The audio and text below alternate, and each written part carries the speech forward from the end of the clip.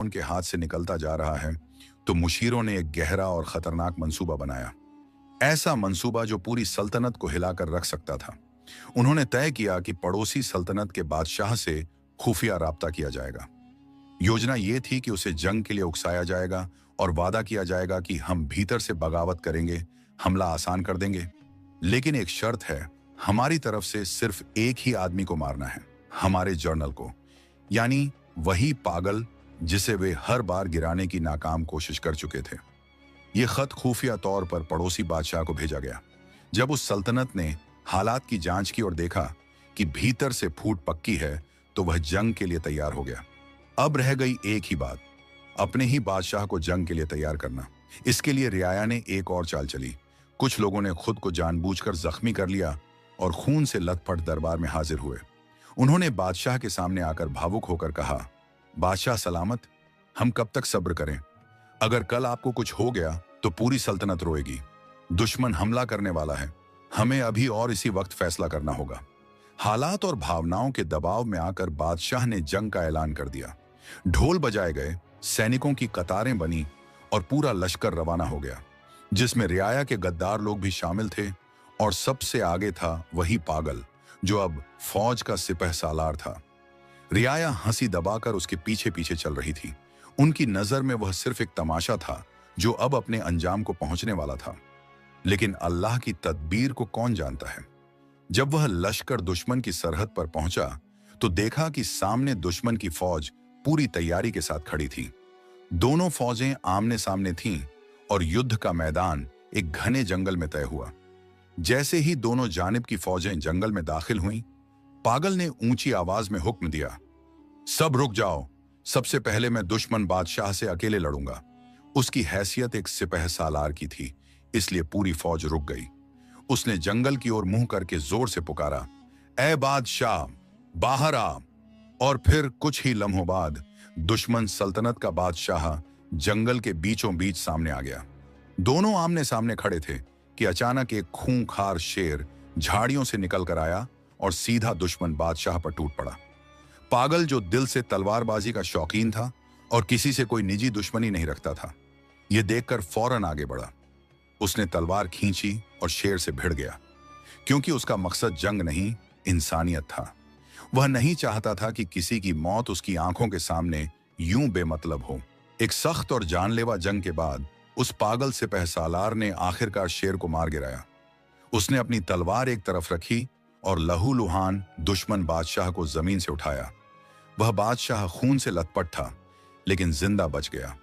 जब उसे होश आया और अपनी पूरी फौज को सामने खड़ा देखा, तो उसने लड़ाई रोक दी और बुलंद आवाज में कहा, अब कोई जंग नहीं होगी।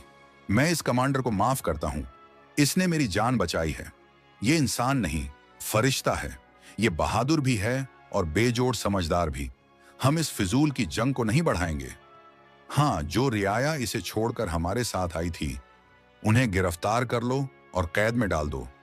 यह सुनते ही पागल कमांडर ने तलवार खींच ली और गरज कर बोला, खबरदार, अगर किसी एक मुशीर को भी हाथ लगाया तो मैं अपनी जान की बाजी लगा दूंगा। उसकी बात और वफादारी देखकर दुश्मन बादशाह भी हैरान रह गया। वह दिल ही दिल में कहने लगा, क्या कमाल का आदमी है, दुश्मनों को बचाता है और खुद को भुला देता है।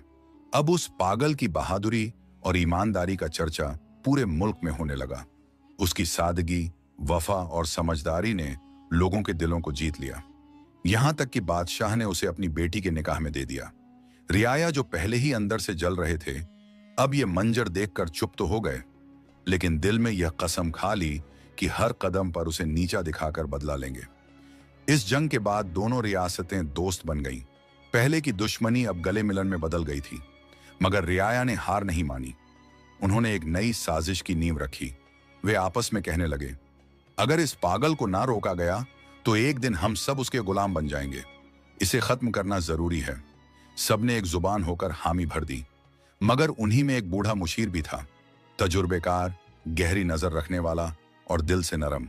वह उठा और बहुत संजीदगी से बोला, दोस्तों, मेरी बात ध्यान से सुनो। दुनिया में हर शख्स को अल्लाह ने एक खास मकाम, हैसियत और सिफत दी है, और याद रखो, जिसे अल्लाह इज्जत देता है उसे कोई नहीं गिरा सकता। अगर तुम उसे मार भी दोगे तो उसकी इज्जत और बढ़ जाएगी। अगर तुम ये सोचते हो कि उसके मरने से तुम्हें तुम्हारी खोई हुई कुर्सियां मिल जाएंगी, तो तुम धोखे में हो। एक दिन सच्चाई जरूर सामने आएगी और तब तुम सब अपने अंजाम को पहुंचोगे। उसने एक गहरी सांस ली और फिर नरमी से कहा, तुम सब सिर्फ एक बात समझ लो, वो शख्स तुम्हें पागल लगता है, लेकिन अल्लाह ने उसे जो सिफत दी है वो नायाब है। किस्मत से अगर पूरी रियासत भी उसके खिलाफ हो जाए तो भी वह अकेला जीत जाएगा। इसलिए उसे उलझने के बजाय खुद को बदलो, सच्चाई अपनाओ, यही हमारे लिए बेहतरी है। उस दिन के बाद तमाम रियाया ने अपने हसद पर तौबा कर ली। वक्त गुजरता गया।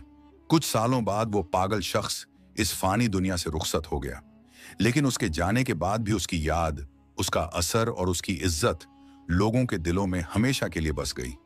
रियाया फिर से अपने अपने रुतबों पर आ गए, मगर अब उनके दिलों में झूठी शान और शौकत नहीं, बल्कि एक सच्चे इंसान की याद थी जो कभी पागल कहा जाता था, मगर असल में अल्लाह का वह अजीम बंदा था जिसे खुदा ने इज्जत बख्शी थी।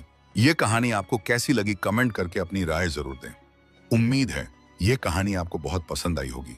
यदि वीडियो पसंद आई हो तो वीडियो को लाइक और चैनल को सब्सक्राइब जरूर करना।